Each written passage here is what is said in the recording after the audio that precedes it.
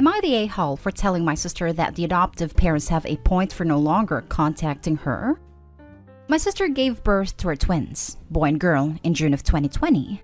She had been living with me before then after being evicted. I have 3 kids and work full-time, and I told her if she was going to keep her babies, she was going to have to find other living spaces. I have 2 bedrooms and it's cramped already. I'm not sacrificing my room to share with her and 2 newborns. She said okay. When she was 6 months pregnant, she said she was going to give her baby up for adoption and contacted this top adoption agency, and they sent her a pamphlet of potential parents. I was shocked, since she never brought up giving them up for adoptions. I felt guilty, so I told her if she got a job and paid me $400 a month, maybe we could find a 3-bedroom. But she said she doesn't want to be a mom, and that she's made up her mind. She ended up choosing a very wealthy couple for her baby. They both made 6 figures and had a very clean, squeaky look to them. I told her they looked stuck up, and she said she wanted her twins to live an upper-class lifestyle.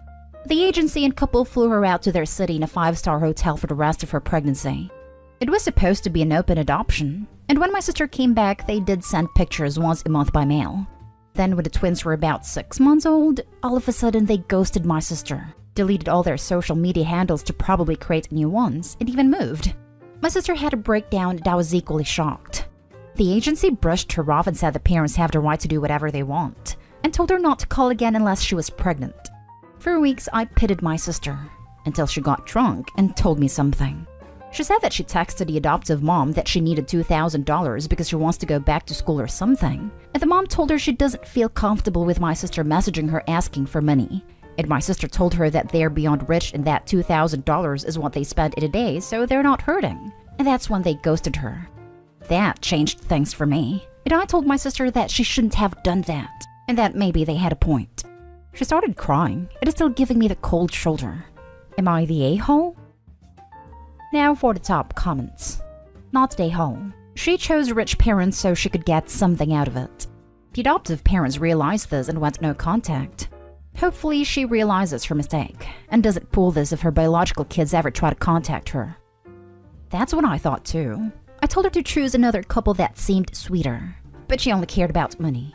Edit for those confused. There's a lot of options to choose from in the book they send you, and my top choice sadly wasn't chosen.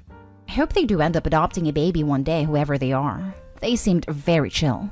My sister said she wanted her kids to have rich parents. I don't think choosing a couple that seemed sweeter would have really helped the situation.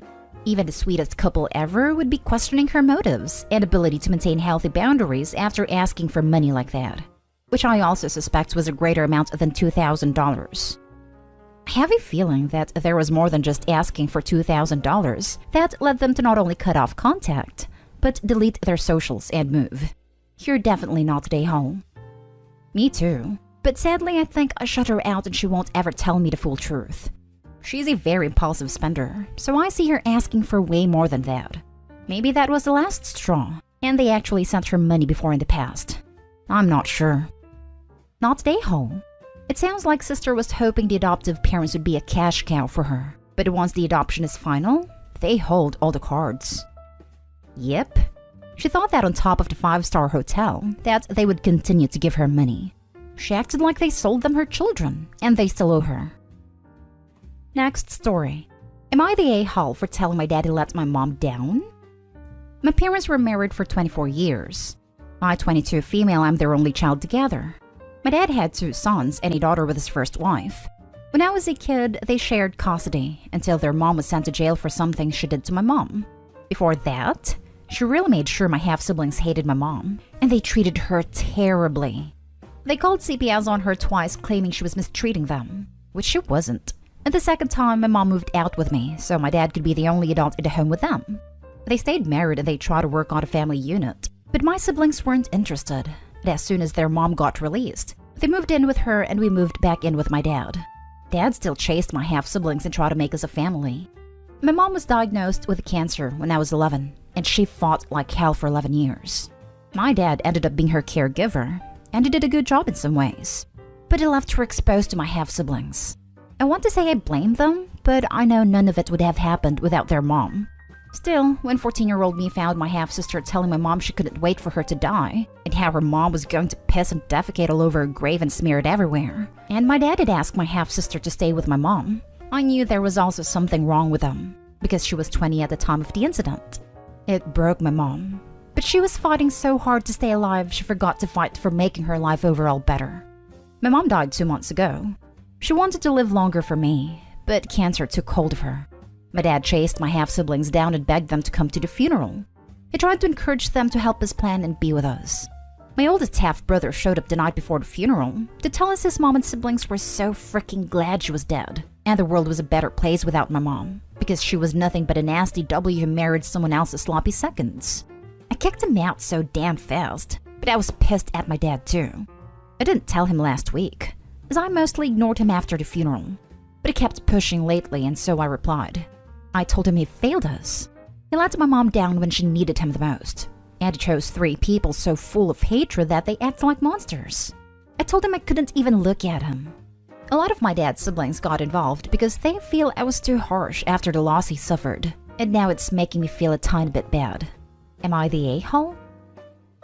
Not the a-hole. Your dad put you and your mom through horrible treatment for years for the sake of trying to form a family bond with his first family. Not the a-hole. I was waiting for someone to mention that Opie got traumatized due to the spineless dad. Opie, you have to start a new life for yourself. And if you want to go low contact or no contact with your dad, that is up to you. Cut anyone who was not/is not supportive of you. Have therapy and live a good life, and leave them to karma to find them. Don't let them all mess with you too. Not the a-hole. Sounds like your father let a lot of people down, including your half-siblings who never learned to properly cope with or accept the fact that he moved on from their mother and remarried. That was a failure on the adults in your family, and how they managed communication amongst you all while growing up. There is, however, no excuse for how they treated your mother, and I agree that her care and comfort should have been the priority. I don't know. An adult came to say they were happy Opie's mom died? Sounds like they're just at the core not good people. Please never speak to your half-siblings again. I don't understand how you don't hate them. I'm petty, and the hatred I would feel for them would be never-ending. Never have any contact with them or any kids they may have. Not the a-hole. You told the truth after I kept pushing it. Where were all these aunts and uncles while the stepkids were being monsters to your mom? Did they tell the stepkids they were being too harsh and downright hateful to your mom? No?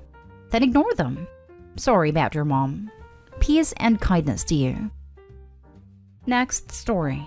Am I the a-hole for refusing to get rid of my daddy's #1 princess t-shirt? I, 20 female, lost my dad 2 years ago, and since then, it's been revealed that he had another daughter, Amanda, 25 female. Before my dad met my mom, he was involved with another woman and dumped her when he found out that she was engaged to another man. The guy was military and overseas, so my dad had no way of contacting him, and he didn't know the woman well enough to reach out to any mutual friends, although my dad did later regret not trying harder. Unbeknownst to my dad, he accidentally got her pregnant, and she tried to pass Amanda off as her fiancée, but it didn't work. She eventually married someone else but later divorced, and the guy completely cut contact. Because of this, Amanda always wanted to know who my dad was, and tried reaching out to him but didn't have much luck because, again, they didn't know each other long. My dad wasn't from there. He moved away and changed his contact information. Eventually, Amanda got a hit through 23andMe through my cousin and reached out.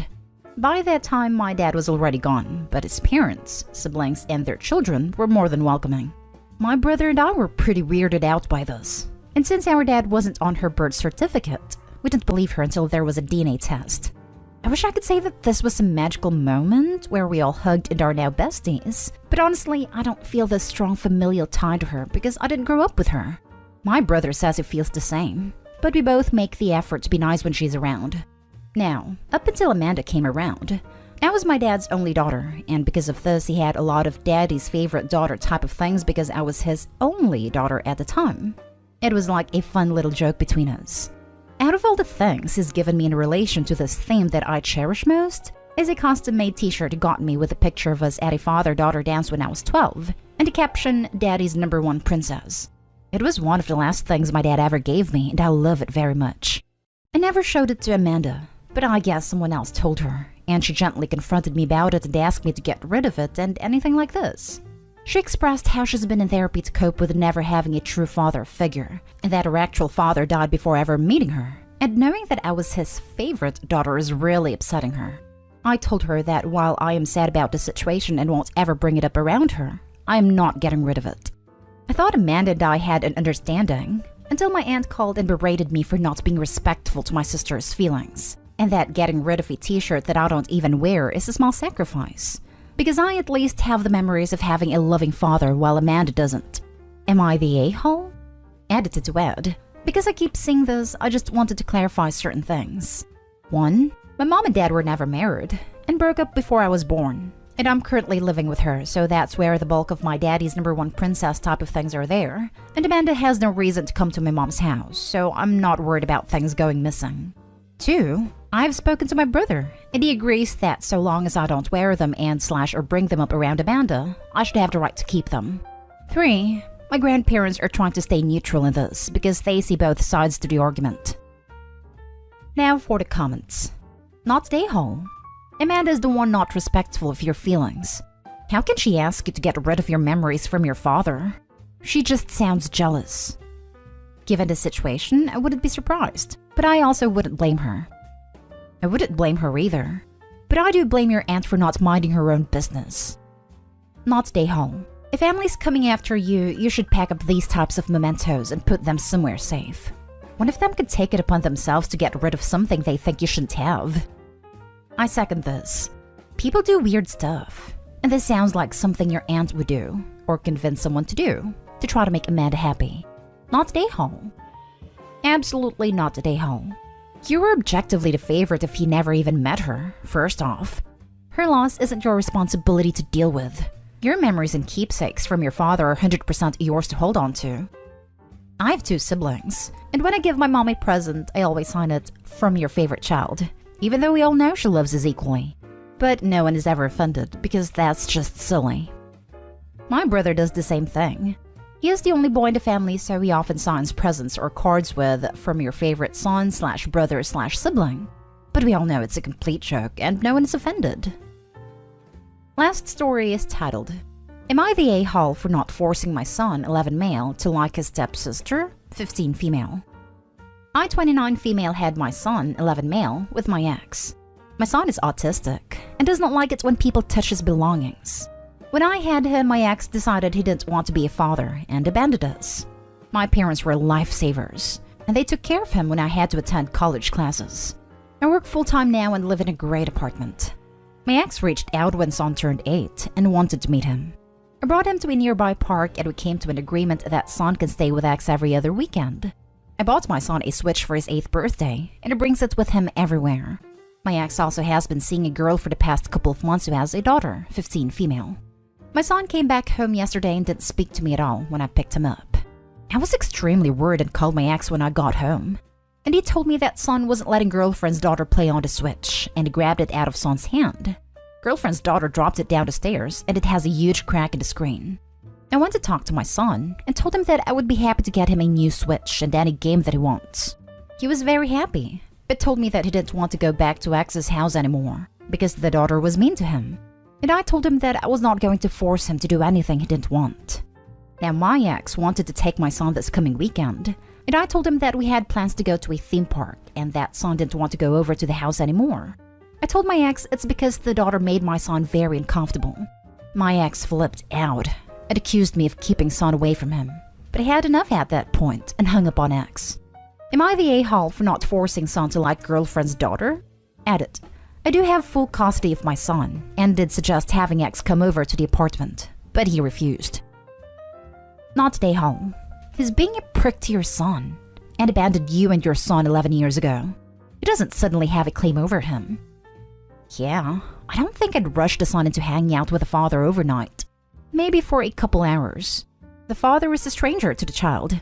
I'm wondering if the dad's girlfriend suggested he gets back into the kid's life because the girlfriend has a kid of her own? Not the a-hole. That 15-year-old is a huge a-hole for trying to steal and subsequently breaking a child's toy. She should know better. He's also autistic, so she should be extra aware of being tactful. You said he doesn't want to be around the daughter, not the father. His father can visit him without the daughter, or have him over when she's not there. The reaction to the daughter breaking the son's property is quite telling. Not a lot was mentioned about it, and therefore I deduced that not much was done. Not much was done probably due to the fact the father is trying to appease his girlfriend. Take into account that's not even his daughter. It sounds like he's putting more consideration into his stepdaughter's sentiments than his own son. I could be completely off base. He also refused other arrangements, like meeting at another place. I really don't care if the kid is 1, 11, or 111. If you damage my property, you are obligated to make amends. And it would only be reasonable for the kid not to trust him.